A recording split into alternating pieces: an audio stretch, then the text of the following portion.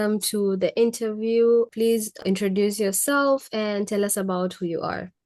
Hello, I'm Jerry Wangare, best known as Msanii Riann, a multidisciplinary creative performer and the founder and current ED of Mira Arts.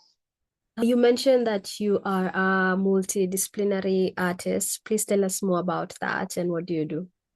I'm a poet, a theater producer, scriptwriter, theater director, and I'm an actress. Wacha tuiachie hapo. That's a multi-talented person. You also mentioned that you are the founder and the executive director, the ED of Mira Arts. What is your background in theater and what made you start Mira Arts? Well, like most creatives, my love for theater got nurtured in school. And I later got to work in one of the most established set books companies here in Kenya, Nairobi, but it works across the entire country. What made me start Mira Arts was my observation and willingness to fill the gap of the absence in the mainstream space of gender and sexual diverse folks, specifically the theater space. That need and that willingness and observation gave birth to Mira Arts. When you mention gender diverse folks, could you tell us a little bit more about that and, what that means? Gender diverse folks are folks that don't fall within the binary of male and female. And of course, we also work with sexual diverse folk, which includes bisexuals, queers, the lesbian women. Mirror art is mostly for feminine presenting or people who are outside of the patriarchal sense of binaries. Yeah, we like to imagine ourselves as LBQ, gender non-conforming. LBQ is lesbian, bisexual, and queer, and gender non-conforming folks, which makes 85% of our membership. The rest, of course, we have trans and a few of gays. That is interesting. You're creating a space for people who are feminine, women, people who are queer. We know with the current climate, there isn't that many spaces for such individuals. So Dandora is mentioned in a lot of Mira Arts work. What is Dandora for you? How does it influence Mira Arts art? Dandora is an extremely creative neighborhood. Most people who live in Nairobi will attest. It's the home of the likes of the Ukoflani Mau Mau, which is a hip hop collective that has existed since way back. And it has numerous dance groups and other forms of art, but there was a lack of theater groups. Specifically, theater groups include queer folks. So Mira Arts taps into the creative spirit of the neighborhood, as well as bring new ways of expressing and creating through theater and centering queer creatives. Interesting to see there's this space that exists with a lot of vibrancy in artistic groups in Kenya with rap and with dance. And here you see a gap or where the queer individuals and where is a space for people who like theater. Thank you for creating such a space for folks in the community. So according to you, what felt missing in Kenyan theater, and not just in the stories, but also in the lives of characters being shared on stage? We Africans were almost invisible in the mainstream theater. And when they got mentioned, they really got sexualized. It was from that light and not really from what puts life into them or into queer experiences. And when they got involved, when they got lucky to be on these stages, they were expected to leave parts of themselves at home and be palatable so as to fit into certain acceptable narratives and binary roles. You mentioned that queer creatives have to leave parts of themselves behind. Like, found a little bit more on that. What I mean by that is, well, I'll give an example of transfer. You will be expected to show up at an audition as your assigned gender at birth and not what you show up at the current state. Also, for expression, for gender non-conforming people, you just can't show up expressing in a manner that can't put you in your male or female. We need you to show up in those forms. The other thing is the stories that are mostly put on stage, they are literally based on binaries. We have to have a mom and a father, and we can't have like two moms, for example. We can't have like two dads. We can't have any other form of diversity on stage. And that's why, like, as I mentioned, Mirror Arts came to close that gap to make sure that queer people are feeling, participating in the inclusion and in telling their stories as they are. So when we look at Africa, particularly in the space of theater, we've seen that a lot of women are building extraordinary things, but there's still barriers to access. What systems continue to make it harder for women to achieve success within theater spaces? I'll break them down into three, which is the funding system, the gatekeeping culture that is there, and also the safety bit. And when we talk about funding system, many African women artists are expected to produce world-class work while constantly proving their legitimacy, or capability to produce such work to institutions that already doubt their capabilities. On the gatekeeping bit, mostly in leadership spaces, you will find that you walk into rooms and realize decisions are still being made by people who don't fully understand the communities being represented. Again, I would take that opportunity to say that that's why also Mirror Arts exists, because we make sure, even with our casting of roles or the stories that we are telling, we have the actual people. For example, last year we did a story on trans folk, the IPV in trans folk communities. And we made sure that the people who are playing are people who have lived these realities, because they are better placed to tell these stories. And on the safety beat, which is number one on this list, something that most people avoid discussing. Women to date in this 21st century still navigate harassment, exploitation, and environments where speaking up inaweza fanya usikule kwako jioni, yeah, because it takes opportunities off your hands. Lastly, on that bit is when we talk about queer African artists, again, the reason as to why Mirror Arts is very important, because queer African artists also face these systems, and the pressure is multiply on, folds beyond, because you are not only expected to create, but you are negotiating visibility, you are negotiating safety, you are also negotiating, legality and survival at all at once, which is quite, I believe, very heavy for them to also bear and show up and create at the best of their ability. Wow. So there's a lot of hindrances. First, you're a woman, and then you bring about the sexuality bit, and the stigma is still rampant, and the issues with power dynamics also extend and are multiplied to queer folks within theater as well. Yeah. So why is queer storytelling really important to the contribution of African theater? Um, Basically because queer Africans are already part of Africa's stories, and secondly, because queer storytelling expands our imaginations, allowing us to become, or allowing the African theater, if we may say so, to become softer, bolder, and stranger, and also freer. Yeah.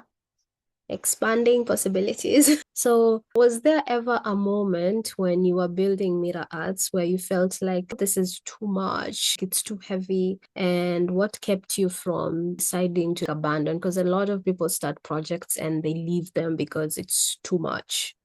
First, Mirror Arts wasn't really like a project. It was a space that actually will grow beyond me as the founder, making sure that the longevity of it quite serves the purpose of what Mirror Arts is meant to provide, even though lately we have other collectives that are showing up.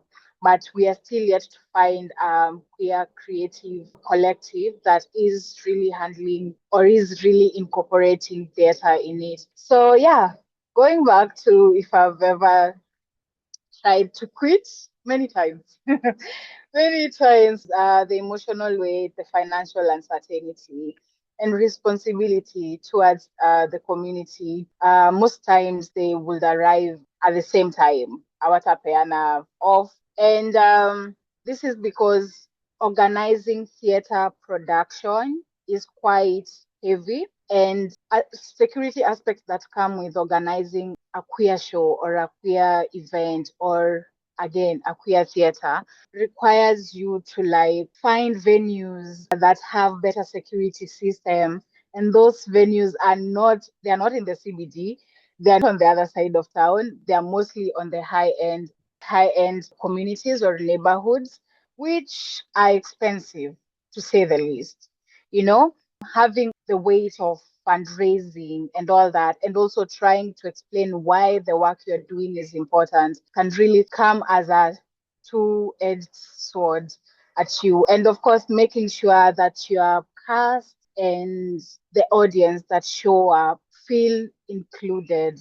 That is where the community responsibility comes. What kept me going is the reviews, those small chats, or you will hear people either communicating or they'll come directly to you and tell you how they appreciate seeing themselves on stage that way, the way it was depicted, or even how the stage the artists leave that production with, oh, yeah, that was healing, that was fulfilling, that was amazing.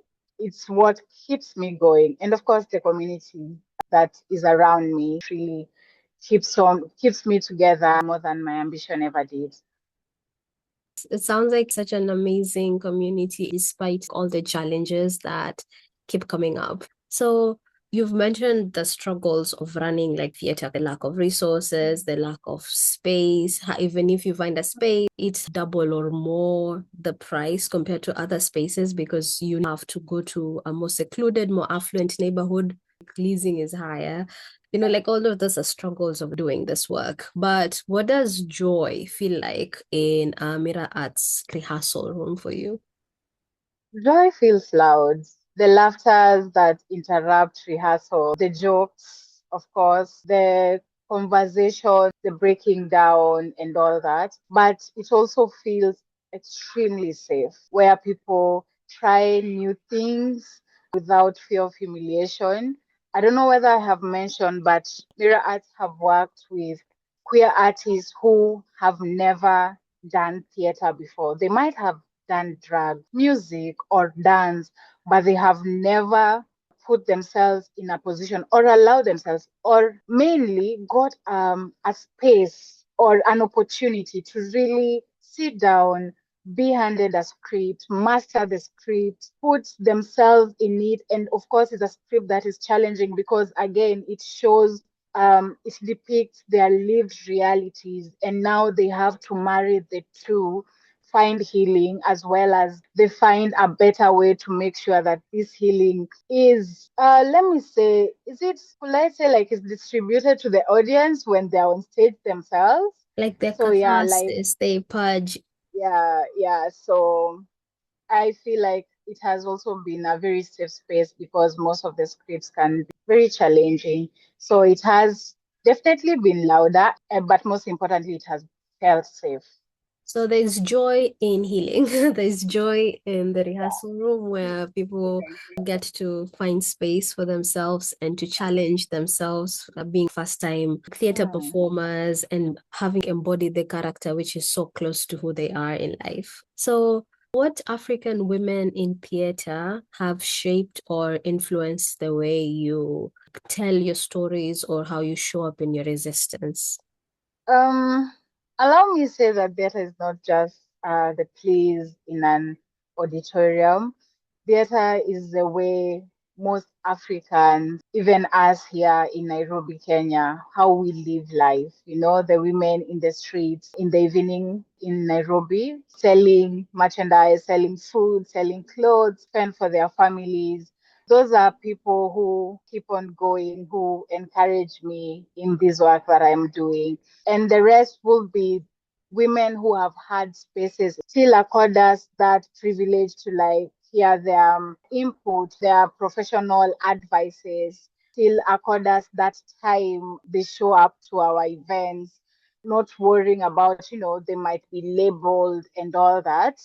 And also those who we have worked with, they have come and shared their skills with us. They have helped us put up shows. Those are the women in theater um, who really encourage me and reminds me that the arts can hold both vulnerability and defiance together.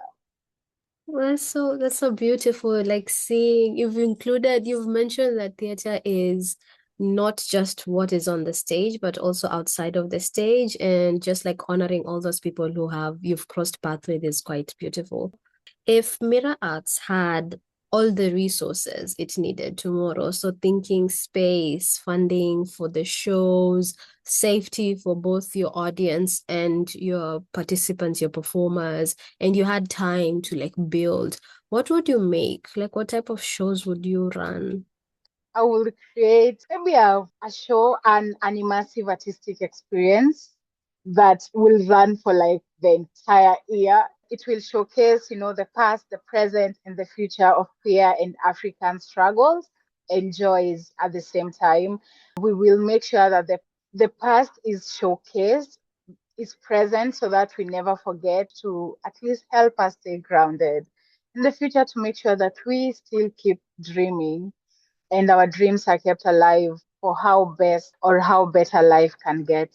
Okay, so if you were to imagine a future in Africa for theater, and African theater becomes all that it can be, it has all the power to be expansive and everything. What do you see that future looking like? That future looks like a theater landscape where experimentation is normal and access is wider for all the artists, and mostly for artists in informal settlements because I've grown in one, and rural communities and marginalized identities are all included and are not treated as exemptions. And of course, the people who hold us, who we do this work for, which is ourselves, firstly, yeah. And secondly, the audiences that come to watch the shows. I pray that they are more adventurous, they are more willing to engage in stories that are uncomfortable, that are intimate, that are political, playful, and deeply, deeply, deeply local. So that we stop saying that, oh, queerness is a westernized concept or way of living, and start seeing those subtle clues of queer people in our communities and honor them, and will like understand the struggles and of course the joys that they go through when they're doing, life as any other Nairobi resident or any other Kenyan citizen and Africa at large. Imagine there's a little girl somewhere in Nairobi, Kisumu, Mombasa, maybe even in rural Kenya where they've never seen a queer person, but they're probably queer themselves. And they stumble upon Mira Arts and see what Mira Arts is doing. And they're wondering, "Oh, could I ever find a space like that for myself?" What message would you want to pass on to that little girl out there in the country? I would want her to know that she does not have to become smaller to belong. There's nothing wrong with the way she loves, dreams, speaks, dresses, or imagines herself, even if the world around her keeps on trying to convince her that, she does not belong. And I would want her to know that the art that she can create needs her perspective more than anything else. Of course, she has space for us, but also we need more mirror art spaces so she can start building one and we can back her up and give her all the support she needs. Thank you for creating spaces for future versions of yourself out there.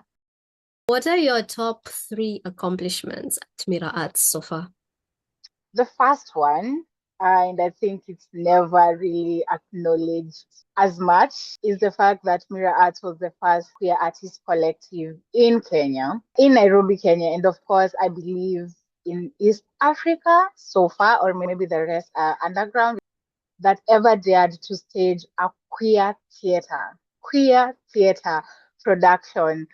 We staged it in Nairobi, at the Kenya National Theatre in Nairobi, which of course got us banned from using the space for queer shows. The second one will be last year. During 16 days of activism, we held a festival dubbed Pendo Huru Festival that queered the 16 days of activism, making sure that GBV and IPV and all other forms of violation. We also have queer conversation and queer realities plugged into it. The third one will be that all productions since the founding of Mira Arts to now, all the theater production that we have ever staged are all based on lived realities of queer persons in Nairobi, Kenya, and not any other part of Nairobi, but from the marginalized settlements in Nairobi. So I am truly proud of that. That is such a unique like perspective, having someone who prioritizes people from informal settlements, targeting artists from such spaces, and also making sure that it was lived realities. It's actual people's lives. That's so powerful to, like have space for such a thing. And yeah, thank you for sharing. So, final question of the night. What stories are you looking to tell in the future? What are you looking forward to sharing? The organizing of 2026 Pendo Huru Festival is still underway, still in the works. Watch out for that, actually. It's gonna happen the end of the first week of December. Look out for us on our socials. We will have the dates there. And we will be telling the stories of GBV mentored by the state on queer bodies. That will be the main story in this year's Mira Arts productions. So people should look out for the upcoming Pendohoro Festival, which happens in the first week of December. So Rian, thank you so much for sharing. It was an honor and a pleasure to have gotten to know more about you and what you've achieved at Mira Arts, and excited to see everything else you get to do in the role. So thank you. Thank you for having me.